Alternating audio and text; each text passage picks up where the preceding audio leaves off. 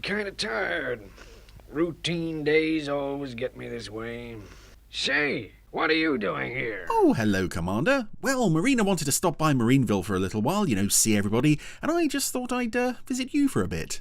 Why? Well, firstly, because you happen to have a spare bedroom, and secondly, I was hoping you might be able to press the button on the randomizer for us this week. Well, okay. What did I do? Oh, it's quite all right, Commander. The machine is just selecting this week's episode, and once we have the printout... perhaps you'd like to tell us what episode we're watching today. Trapped in the depths. Ah, very interesting. Doesn't that title mean anything to you? Yeah, it's a good title. Well, yes, but once again, it's an episode title that was used in more than one Anderson series. Very interesting. Very interesting? Very interesting. But this particular Trapped in the Depths is not Stingray, it's Supercar. Yeah. Now let me get back to sleep, will you? Oh, yes, of course, sorry. Room for one more? Listen, will you get out of my room? Oh, okay, sorry, I'm going. Supercar! So, welcome back to Supercar on the Randomiser with Trapped in the Depths. This is, oddly enough, coming quite soon after Captain Scarlet's Seek and Destroy, which is one of those episode titles that appears in more than one Anderson series, because there is a Stingray episode with this name as well. We are looking at a newspaper printing press. Jimmy, the Navy's got a new bathyscaphe, and they are going to make the deepest underwater dive that's ever been known. Gee, Professor, what's a bathyscaphe? Well, You'll find out soon enough. I'm driving you down to the naval yard. You're going to test it. into the sea, much deeper than a submarine, Deeper than Supercar could go? much deeper than that. It says here that the bathyscaphe is on a naval boat near New Zealand. Something better than Supercar? One of the deepest seabeds in the world. Surely not. Jimmy, I tell you something. I'd rather be here on dry land. But Professor, you're with me. Oh yes, I would like to be in the bottom of the ocean instead. 1200 hours. Dive will commence now. Mistral calling Lulu, Mistral calling Lulu. This was actually the second episode of Supercar that I ever saw. It was on the same VHS tape as The Sunken Temple, which we've discussed as on a previous podcast, was the very first one I ever saw. Here we are on the Mistral. Personnel connected with dive. This is the boat that's supervising the dive, which is 9 for check now. rather charmingly conveyed by quite a bit of stock footage. Mistral Control, this is Commander Keyes speaking. From But we have got a model being lowered into water in front of stock footage of water. Hold on, John. We should be hitting the water any minute. Okay, Phil. I'll watch it. Lulu to Mistral. I wish you'd tell those boys to drop it slower. John always cracks his head when we hit the water. Check, Commander. All set, John? All set. Cast Boom. off. Ow! Commence dive. This is Commander Keyes and John in the bathyscape. 03 Greenwich Mean Time. Ah, there they go. 12. Being lowered down behind the fish tank. Depth. 30 feet. 40. 50. 60. And so the counting continued long into the night. 3,500 fathom. Oh, we skipped over a bit there. Testing as Dick Morse transmitter. Mistral here, ready to receive ASTIC code groups. Go ahead, please, Lulu. Do you read us, Mistral? We read you. Message AZ. AZ received clearly. Well, that's something anyway. The telephone line may not stand the pressure at this depth, but it's well to have a second line of defense. Hello, Mistral. Hello, Mistral. Mistral to Lulu, report on descent, please. Descent normal, controlled. Rate 4 feet per second. Batteries 3/4 charged. All's well. I repeat, descent normal, all's... Uh-oh. Oh no. The line is cut and the bathyscape is falling. Come in, Lulu. This is Mistral here, Lulu. Come in, please. Come on, AZ, AZ, AZ. Or maybe you've got two other letters you'd like to substitute for that now. Your signal strength has fallen to 0. Reply by ASTIC, please. Oh yes, that's why they had that there. This is another very technical episode of Supercar, as we'll discover as we go along. This is Mistral Control here. ASTIC message received from Lulu reads, float damaged. Sinking out of control, danger. We have lost telephone contact. I repeat, we have lost telephone contact with the sphere. A sphere named Lulu. There we go, tapping out Morse code. Oh, it's all so very 1960s And there's another newspaper. There is still no contact with the Navy divers who Meanwhile, are trapped Jimmy and Popkiss are still driving home. off New Zealand. Where have they been for such a long journey for 2 newspapers to have been published in that time? But I expect they are using an SD Morse transmitter. What's that, Professor? Well, Jimmy, the simplest way I can explain it is this. You know Shut about up! radar, I'm sure. Oh, sure, Professor. I guess everyone's heard of that. Well, SD is the equivalent of radar, but underwater. Underwater. Now, Mike, about this ultrasonic gun, are you ready for a test? Okay by me, Dr. Beaker. But Jimmy isn't back yet. Supercar around so that we can fire into the blast wall. Are then making another addition to Supercar, which no doubt will not come into play at any point during the remainder of this episode. That would be very unlikely. Who knows? We may need to use this sooner than we thought. We Yeah, as if that would happen. That's it, Doc. Okay, charging port. Yeah, Mike and Beaker are alone at the lab. Or so they think. Anyway, with Popkiss and Jimmy out of the way, it's a good chance to get things done. Okay, all aboard for the carousel. Here we go. Ah. La, la, la, la, la. Oh, he is rotating Supercar as well.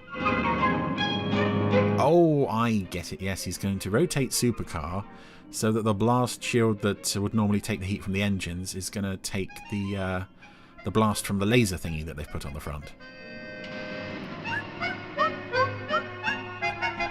A coconut?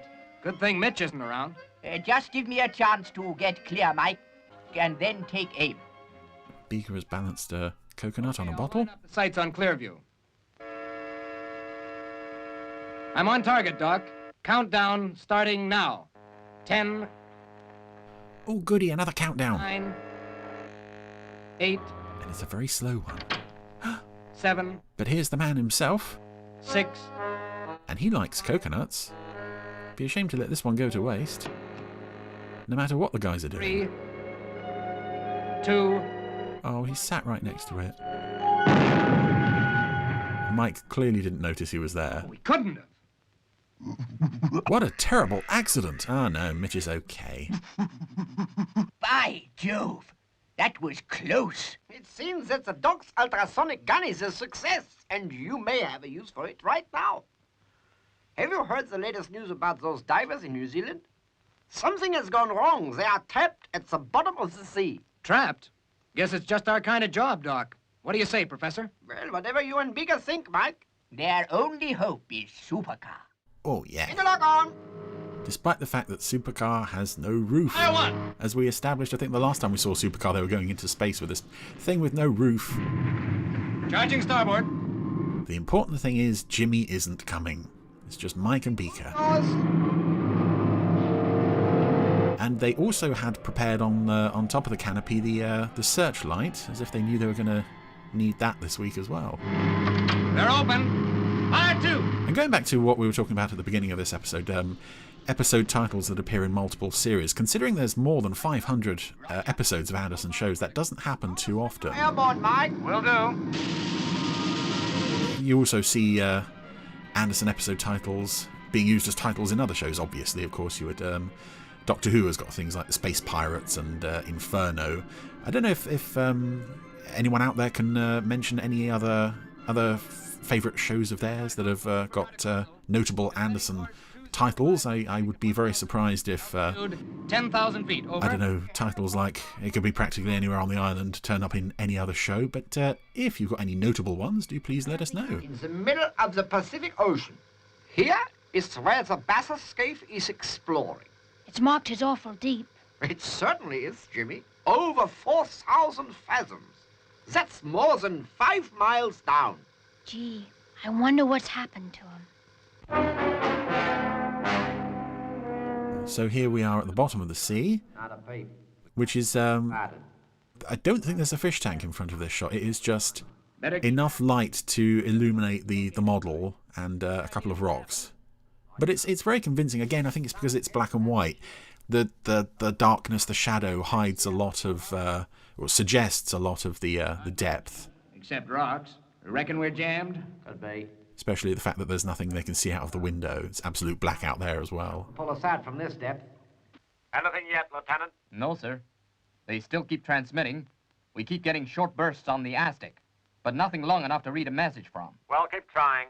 This radio operator on the Mistral is looking slightly more human than the crew of the bathyscaphe. I think the side of the ship's hull that we see is also part of one of the ships from Pirate Plunder. We can't stay down here forever. Suppose she suddenly frees herself. If we've lost all our ballast, we'll go up like an express train. Can't help it. We'll just have to hold our stomachs. Right, Zip. Jettisoning shotgun. Is she moving? Afraid not. Ballast silo's empty now. Right. Then we can do without the main batteries, too. They weigh about a ton. But what about the searchlight? We'll keep on the reserve lighting battery. We gotta get off the bottom, John. Fair enough. Dropping main batteries. Yeah, more technical talk that you wouldn't get in most children's shows. Certainly not now, but even of the time. This is very much the Woodhouse brothers thinking. Can't tell whether it's just that we're jammed between rocks or whether the float's badly holed as well. Yeah, characters in trouble are never short of things to talk about in a Woodhouse brothers script. Supercar to base, approaching dive zone now. We'll be breaking radio contact shortly. Console to Supercar, we hear you. Don't take any unnecessary risks, Mike. Remember, we've never tried a really deep dive before. The pressure down there must be terrific, Professor. We've already had that conversation, Jimmy. It'll be more than 10,000 pounds per square inch. Right, Doc. Here we go. Oh, Jimmy opened his mouth as if he had something more to say, but I guess that dialogue was cut. Possibly even for him, it was rather redundant. And here we go, Supercar diving towards the sea. There she goes. And yeah, the model descending there was Send a short message. was perfectly acceptable for the time, but obviously it doesn't hold up that well compared against the other shows that would come after it.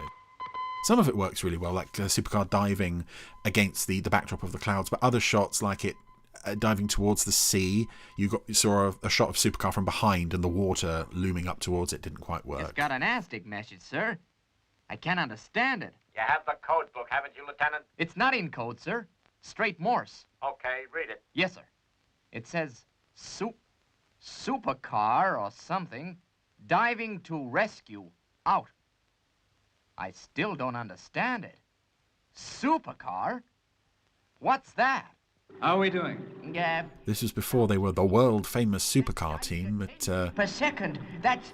evidently happened at some point between the first and second series. You still see the telephone cable. Because this is quite late on in the first season. This is episode 20-ish. Just before we took off back in the lab, you said something about our needing that.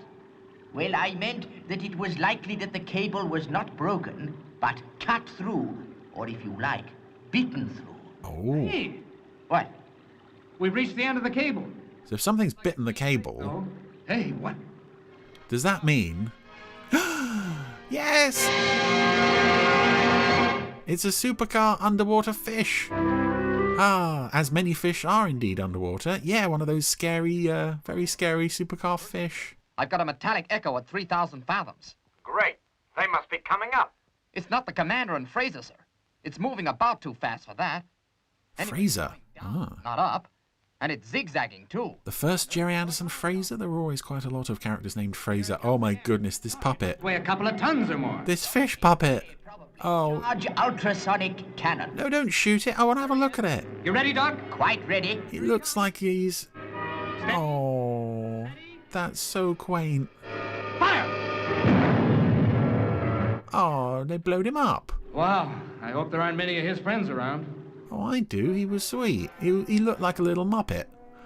Oh. Getting a bit close in here, John. How's the air? Just finishing the test now. Oh, yeah, more science stuff. Not too good, I'm afraid, Phil. Oxygen's all right for the moment, but there's something else in the air. Can you smell anything? Yes, I can. I thought that was you. Batteries. We're overloading them. Yeah, they're doing an oxygen test with a flask. Stand by. Again, only in first season Supercar would you see stuff like that. Don't waste any, Skipper. We need it all. Now, there's a shot with a fish tank on it. Lots of bubbles. How much have we got left? 2 hours. 2 hours. We'll need the emergency supply. That was the emergency supply you were using just now, Phil. Well, why didn't you say something? Oh, boy, we're in trouble then, I'm afraid, John. Signal the surface anyway. Sure. It's time to decide which of us we eat first. Only faint signals now, sir. I think their power's running out. They may have jettisoned the main batteries. Yeah, this flotilla of ships on the surface is stock footage. I'd like to know where that's from, if anybody recognises it. Depth, Dr. Beaker? Because occasionally you get real world stock footage in this show, and it actually works rather well. Again, I don't know if it's the black and white nature of the thing. You just accept these things more easily than you might do in a colour show. You really want me to keep on, Phil? My hands are about dropping off, and it's getting hotter in here. Oh dear. Well, nobody can do anything about it. And I've got this Morse telegraph message to send as well. Always play checkers. I'll level up a bit. Ah, that's it. Yeah, play Any checkers. sense of it, Doc? It stopped. All I have is 02, 02, 02. Pity we haven't got... Ah. Look, we can find out what it means. That's your mobile phone provider coming after you to pay your bill. Interpreted correctly. They are signaling they are short of oxygen. Oh, or that, yeah. Leveling off. Let's take a look around. Again, more non-Barry Gray library music, and I'd like to know where... Call now, sir. Well, I have a fair idea where it comes from, but I would like to have access to that music as well. There's some very nice tracks in there. I make it about 100 feet. Then they must be somewhere near. I'll try Clearview. Hey, they found her. half throttle, turning port. They found the Lulu. And now they're wobbling their way down there. Not good. We'd only just have enough to reach the surface, even if we broke free now. Well, there's nothing else we can jettison except the lighting battery. Thanks, but no, I've an objection to dying in the dark. They're still alive anyway, and they're going to be about the most surprised deep-sea divers in the universe in a minute. Cutting engines for glide approach. Are they going to be glad to see us? I like as well with the hand insert shots in this show that the human hand seems to have a glove over it. It won't hurt to take a look. In which case you had better maneuver right into contact with the sphere. We shall then be... It's an odd effect. I think they carry it through to Fireball as well, and it kind of works, but it also I don't know if they were intending to make it look puppety. I'll make a signal to base. Or if it was just something they tried to I suppose we're never going to find the... to make the lighting look a bit convincing, but yeah, it's an odd thing that What's up? that gloved human hand. Well, I thought I saw something. That's why coming this way.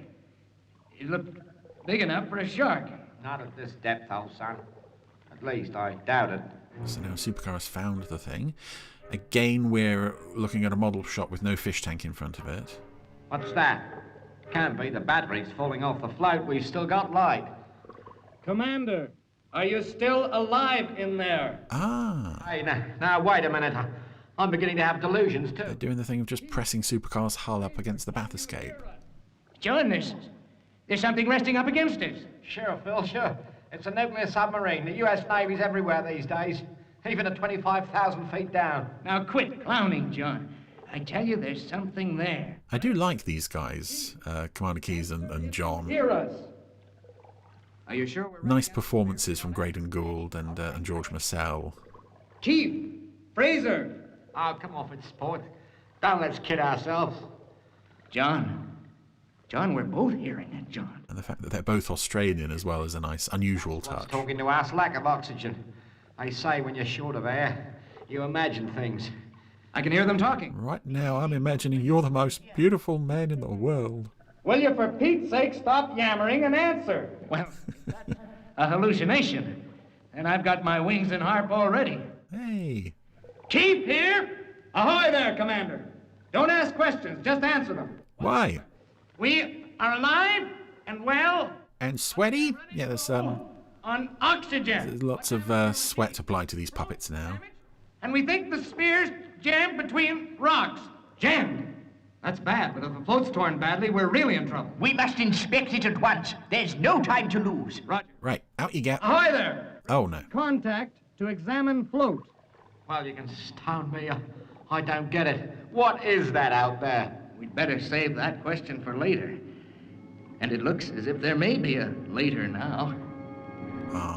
The dialogue in this, again, your Woodhouse brothers, is... You kind of know how this situation plays out because we've been here so often in later Anderson shows. Two guys stuck generally at the bottom of the ocean. Obviously, the main one is Atlantic Inferno, but there is countless others like this.